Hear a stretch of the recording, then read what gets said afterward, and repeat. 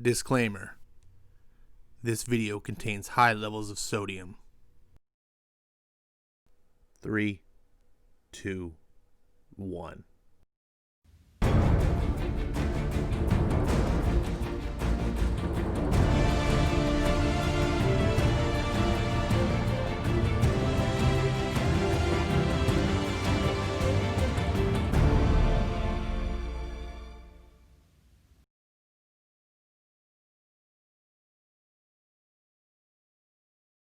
What's going on, everyone? You're watching Ash on Comics.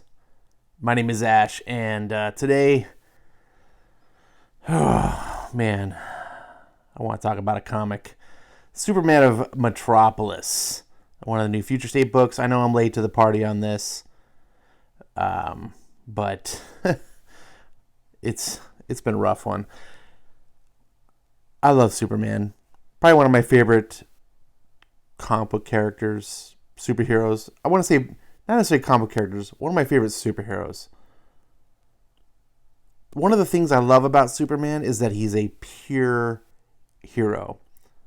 He's not a guy who started off messed up and then had some sort of redemption arc and then learned that he needed to be better and do all this. No. And I'm not saying there's anything wrong with that. But Superman is just a guy who is great because he's great. He didn't need to stumble first. He's just an iconic, aspirational hero that is better than all of us. This guy on the cover is not Superman. This is Superman's son, Jonathan Kent, who you may last remember him when he was destroyed, and by destroyed I mean ruined, by Brian Michael Bendis when he took over one of the best runs of Superman in probably 20 years, which would encapsulate all of Brian Michael Bendis' career. Jurgens on Action Comics, Tomasi on Superman. We're doing a 1-2 punch of Superman that I might argue I compare that to any run in the history of Superman. And then Bendis came along with his gigantic ego, and DC, doing what DC loves to do best and fix what's not broken, decided to just pull the plug on both of these books, didn't even let the writers finish what they were doing, and put Bendis on. I'm not going to sit there and rag on what he's done as history, but to point out one thing, what he did during that run was he completely unnecessarily aged up Jonathan Kent, aka Superboy, destroying what Jurgens and Tomasi had built with the whole 10-year-old son storyline, turning Superman into a father, the family dynamic of Lois and Clark and Jonathan, completely just eradicated that. Now we fast forward to today. We've got Future State, and we've got an even older Jonathan Kent. I want to say he's like 24. I'm guessing based on this book. I hated this book. I've sat here for like a half an hour kind of flipping through and thinking about what I wanted to say. And all I can say is, that's not all I can say. I hate this book. It opens up, first of all, you can tell by reading this book that the people, when these plans were put into motion with Future State, aka 5G, when this was all being put into motion like a year ago or longer, I think Dan Didio was not fired yet when this was starting to be planned. When this was all put into motion, I think sincerely everyone involved had 100% belief that Trump would be reelected. I think it was in their, they had no idea that when this would get published that Biden would be currently in office. So I say that because when I read this, all I can see is the same TDS that emanates from so many of these books that happened back in 2016 over at Marvel when all these writers were just going ape shit and putting their politics in the books. We start off with the army versus the people in a very BLM versus the crooked government. And of course, I mean, the government's just bad. We get a point where like they even open fire on children with tanks. It's just, that's what I say when I say TDS, derangement syndrome. It's just deranged, right? It's the government opening fire on civilians with tanks. What? Anyways, so of course, Superboy, and I'm gonna call him Superboy, because he's not. Even in this book, he's Superman. He's not. There's some bullets I need to take. General, you're gonna turn around and leave. So here we see Superboy has decided that he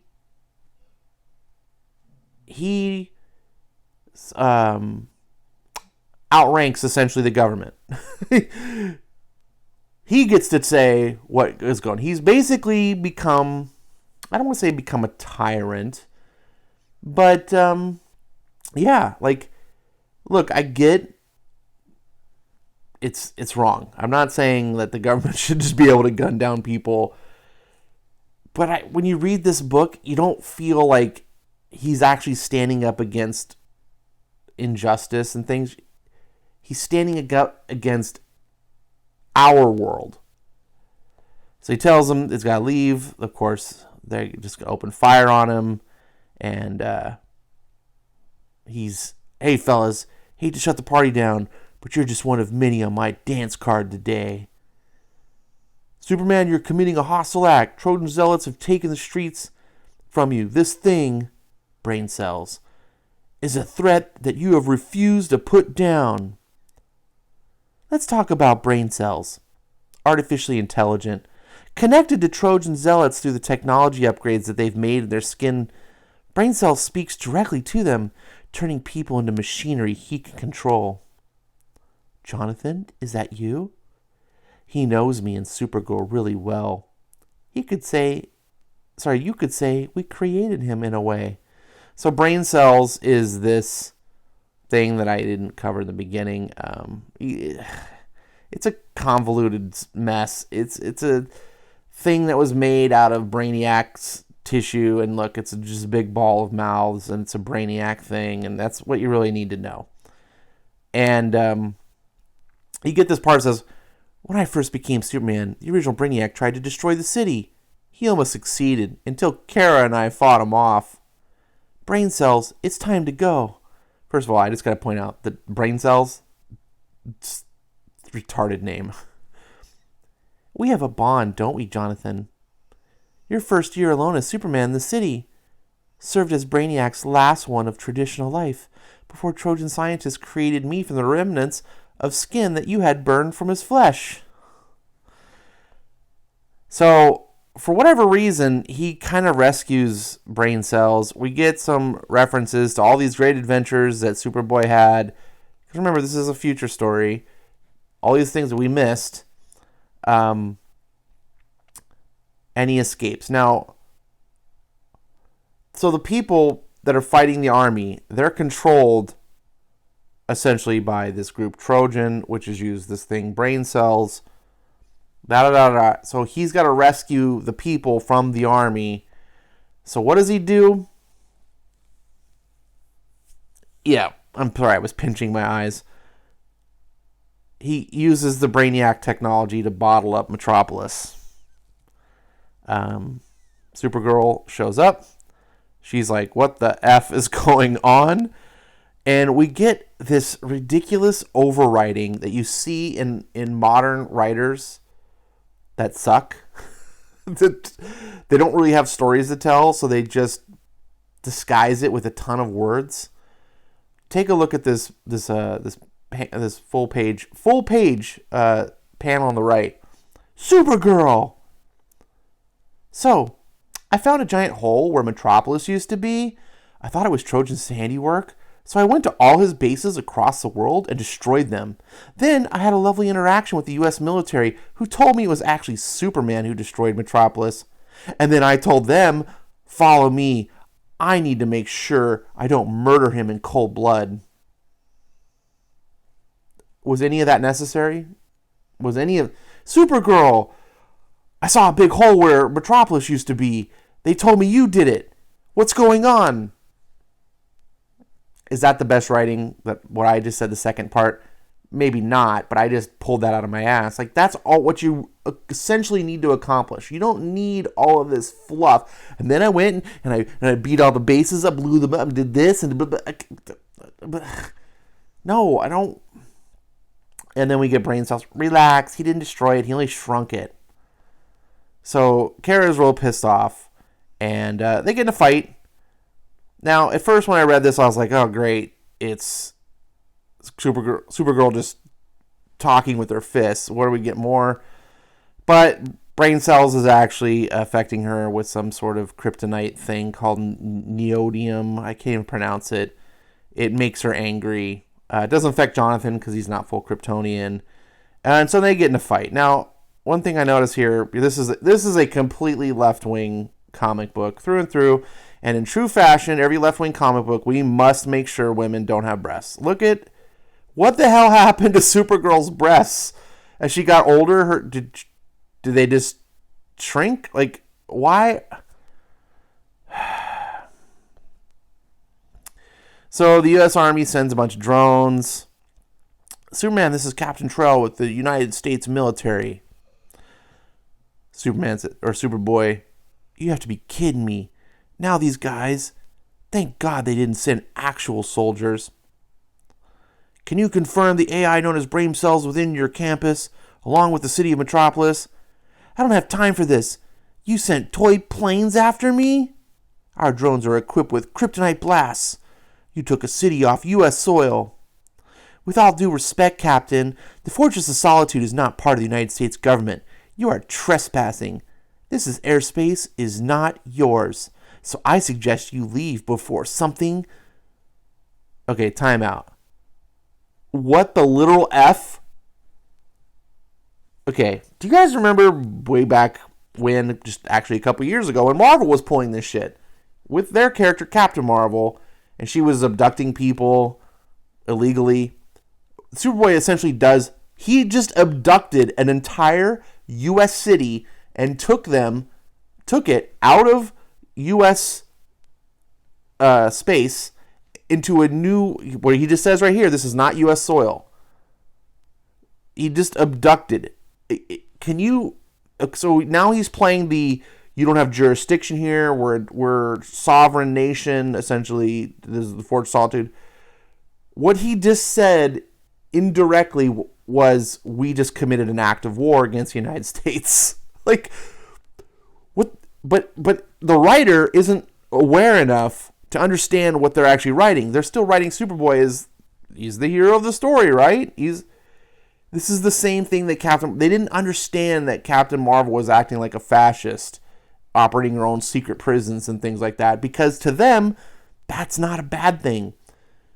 When you are in the right, not because your principles are the correct principles, but because you're on the right team. And here, Superboy is the right team. That means you get to do whatever you want. What you do is therefore defined as the right thing. We see this in the current politics, right? And I'm not going to turn this review into a political thing, but it's like, when Trump does something, it's wrong. When Biden does the exact same thing, it's right. Not because it's never about the thing itself being right or wrong. It's about who's doing it. And here, Superboy can literally abduct the entire city of Metropolis and then have the gall to tell the U.S. military, F off, go away, you don't have a right to be in my territory. Do you see the lack of self-awareness here? It's retarded. Then he lectures Supergirl in this flashback. I think it's funny, where they save these people from Trojan or doing something. And of course, it's a big Antifa rally, or the DC equivalent of whatever BLM movement. It's just an analog. And he lectures her. He's like, there was a fire at the old steelworks lab. You flew off before comforting any of the people we saved. I couldn't do that. I went down to them. They were worried about the city. They talked about Trojan and his zealots, how they felt disposable. They didn't trust the government. They didn't trust Trojan solutions. But most of all, they didn't trust us, flying in to save the day and flying away while they were still struggling. Gag. I hate this elitist nonsense. And maybe if you're listening to this video right now and you're going, oh, this Ash guy's an asshole, and he just sounds like a big, like, look, are you really thinking that it's okay that certain people get to tell other people how to live, or that the world needs other people to take care of them? This is what is a fine line, I think, in modern comics. Superman was a person who had powers and could do things and help people in need. Oh, look, the dam just burst and it's going to flood the valley and kill millions of people. Oh, he comes in, uses a super breath, freezes the water or whatever, saves the little town. That's not a situation of like a nanny state where people like can't live their lives normally without Superman coming in and telling them how to live. It's a case of, here's a being with special abilities that could do something about the situation, right? Here, that line gets crossed in that Superboy is saying that, like, basically, yeah, they came in, they put out the fire, Supergirl just leaves. Hey, cool. You guys couldn't take out the fire. I had the ability to, did it, I'm out. No, but now we need to console them and comfort them, hold their hands, because these are pathetic people. These are lesser beings beneath us, Kara. And how do they get on with their daily lives? I mean, the fire's out. This girl says, the job isn't done just because the fire's out, Mr. Superman. You know what I'm saying? Yeah, I know what you're saying. You're not good enough to live without us elites to direct you. If you aren't able to see that, or you do see that and you're like, yeah, that's cool. Like, people are stupid and they need people like me to tell them, like it's bothersome. It really, it's I know it's subtle, but it's meant to be. That's how subversion works. So we get back to the present, and Kara's still like, oh, so you did this? So she's helping the military, right? She's with the United States. Yay, Kara! Like, truth, justice in the American way. Superboy obviously is not. He's truth, justice in my way. And so they're going to fight, because that's also another trope of modern comics. Superheroes just fight each other. It's all about pro wrestling writing. And what I mean by that is I have this theory that modern writers don't believe in virtue and principle. They don't write about stories about characters to look up to and acting heroic. They believe in just battles. And that's what pro wrestling is. It's essentially, pro wrestling is gladiatorial combat done in a way, it's all scripted, right? But it's a way for us to trigger that entertainment level that, you know, the ancient Romans probably felt when they went to the games and they watched gladiatorial combat. It's the same thing. It doesn't matter that it's fake, as long as our brains can, we can kind of turn that off. It's like watching a movie, right? We're fine. We just want to see that conflict, that the combat. My problem is I can enjoy that, but in a story I want more, especially in comic books. The reason I go to comic books is because I want stories of heroism. If I just want a simple story of conflict, I guess I could watch pro wrestling, but I would actually just rather watch MMA, but that's neither here nor there. That's not what I want in a comic book. I want stories of heroism, not just the heroes just fighting each other over and over again, and who's the better, who's the tougher. Eventually, a big ship shows up, and it's, this is all a big ploy. Brain cells, he's captured the city, and he's getting away now on his ship. And she's like, the ship is huge. How could they mask it? I never heard it. Metropolis, we need to secure it. I'm already on it. So they go, ha ha ha, I have stolen the city. And now we see Superboy all mad. Oh my God, you tricked me. I need to stop you. And then, Brain Cell says, I wouldn't do that because I have the city and you'll destroy the bottled city. And you can't do anything, John. See ya. And he leaves. And meanwhile, Kara looks like she's dying because of that kryptonite stuff killed her. I can't confirm that she's dead, but the story alludes to that. And Brainiac flies away, and we get the last words of Superboy. My God, Metropolis, what have I done? Yeah, you effed up is what you've done. So this whole story is, that's it. There's nothing to this. Just like all of the Future State books that I've read so far, they're all like they're nothing burgers. They're just a conflict. We get Superboy. He saves the thing. He flies away with Metropolis. Kara doesn't like it, so they get in a fight. And the fighting keeps going and going until big bad guy Brain Cells, my plan's revealed. I'm getting away. You're an idiot. The end. And then we get race-swapped Mr. Miracle. Why? You know why. Apparently every hero in the comics is just a mantle now. Marvel started it, and now DC is like, yeah, great idea. There's a part in the Superman story I forgot to cover where Kara says that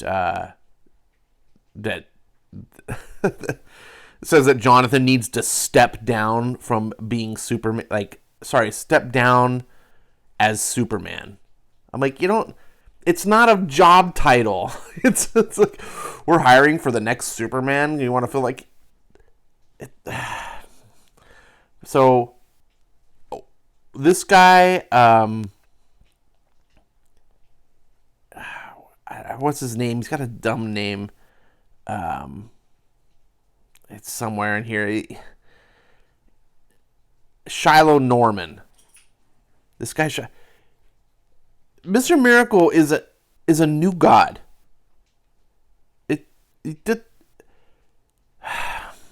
I'm sorry. I'm I just don't have the words. The story opens up, and the bottle thing is still going on, and it's a backup story of how is Metropolis dealing with it now. So Mr. Miracle gets interviewed, and Mr. Miracle, can you offer any insight into this bizarre scenario? So the people in Metropolis, they don't know they're in a bottle. They just think there's like some sort of shield or something around the city. So he has to tell the people, stay where you are. Remain calm. Let the professionals handle this. It's Metropolis. And look, all the good, obedient people are listening to the TV. Remember, obey Big Brother. Listen to the TV. The TV will tell you what to do. Put your masks on. Stay 6 feet apart. Social distance. Don't have people over. Christmas is canceled. It's all for the good, all for your own good. Listen, the TV will tell you. I hate being rude to the media, but in the absence of facts, they inject sensationalism, leading to mania and stupidity. I've got a host of other problems to tackle in the meantime. So, I don't know what other problems he really has. There's some robots he fights, yay. I don't know how he's got powers. Apparently the suit gives him powers. But we get this statement here. As one of my mentors used to say, improvisation is the power of spontaneous observation, and that is often the key to victory. Thanks to Scott Free and Thaddeus Brown, I'm still the Earth's greatest escape artist. Oh, you are, apparently. Like, just... Does anyone else... Do you like it when just you can take your favorite characters and someone like Mr. Miracle, and you go, oh, we'll just swap it out for someone new who now is they're the greatest? I don't like it. And it has nothing to do with the race swap. I liked Mr. Miracle because he does what he does. Like, I don't want to have a bunch of other copycats. I like Peter Parker. He's got Spider-Man abilities. It's cool. When you make 50 other Spider-Man type characters that all can basically do the same thing, it becomes dumb. No one's special anymore. And I think that's part of the insidious thing about it is in collectivism, no one is collectivism is anti-individualistic. And I think that's part of the subversion here is like, no, you're really not special. And you never will be. This art's terrible. The story's dumb. So let's just move on to the third story in this fiasco of a book. And speaking of stuff no one asked for, we get Guardian, who's also race swapped. Apparently because Black Lives Matter more. I'm surprised they didn't race swap Jonathan Kent. Like, it just... Do we needed two? Jimmy Olsen, I guess, runs the city. He looks like the mayor of Portland.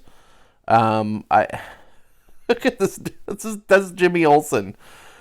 It is so ripped out of today that it's this cringe. I don't have a lot to say. Look at the art. It's not good. You spent $8 or $9 for this crap. Apparently, this new, all different, all darker version of Guardian he can throw his shield around like Captain America, except it's not a round disc, so it wouldn't really fly like Captain America's shield. It just wouldn't, but it doesn't matter. And he can reflect it and he's not a cop, but he wears a uniform as like a police. He says he doesn't like the police, which is of course because he is who he is, right? And of course he doesn't want to have anything to do with the police. Oh no. But why does he wear a costume that says Metro? Like, he looks like a police dude. And he gets called into action to help defend, because like there's no Superman around, and Jimmy Olsen is putting up this thing saying he needs your help, trying to send a message to Superman, hopefully the real Superman, to be like, yo, your son is messed up, like he needs your help. Which at least is cool. Like, at least it's cool that the characters in the comic realize that Jonathan Kent is stupid. But then it also is like, why are you writing a book? Why are you charging me $8 or $9 for a book about a character? And then we get this other villainous girl who just, I don't even remember her name. She's like Honest Angie or something. She just wants people to tell the truth. And then she's captures a guard. It's just stupid. It's stupid. That's it. And you wasted a ton of money. I probably wasted a lot of your time. This is not one of my best videos. If you made it this far, thanks. I didn't want to talk this long about it, but I needed to get some value out of the book. Maybe give you some value. Maybe you haven't bought this book. Maybe you're still on the fence. Don't buy this. See, well, look, you do what you want. It's your money. I don't recommend it. If you really are so curious about the future state, wait a couple months. This will all be collected in trades. These will all be dollar bin fodder. Like, you can really save some money. Don't support, unless you like $9 comics. Hey, if you like $9 comics, have at it. I'll see you next